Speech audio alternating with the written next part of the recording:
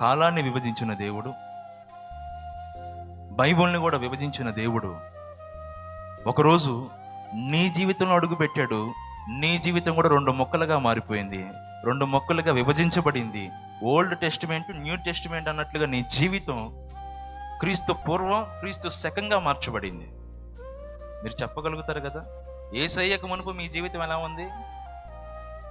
ముక్కు పిండి డబ్బులు వసూలు చేసావు, నోటికి ఎంత వస్తే అంత మాట్లాడావు, చేతికి ఏది దొరికితే అది తీసుకుని కొట్టావు, వ్యసనపరుడుగా తిరిగావు, బీడీ లేకుండా బ్రతకలేకపోయావు, సిగరెట్ లేకుండా బ్రతకలేకపోయావు, మందులు లేకుండా బ్రతకలేకపోయావు, 4-5 కుంపట్లు లేకుండా బ్రతకలేకపోయావు, ఒంటి నిండా బంగారం లేకపోతే బ్రతకలేకపోయావు.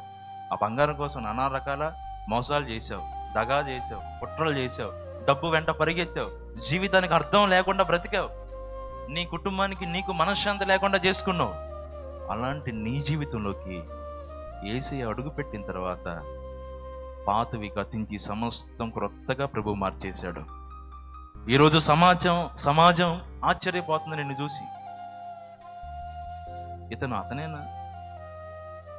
వామ్మో, యేసు ప్రభు ఉన్నాడు అని నేను చెప్తాను గట్టిగా. ఎందుకో తెలుసా? ఆయన ఉన్నాడు కాబట్టి ఈ దుర్మార్గుడు సన్మార్గుడిగా మార్చబడ్డాడు.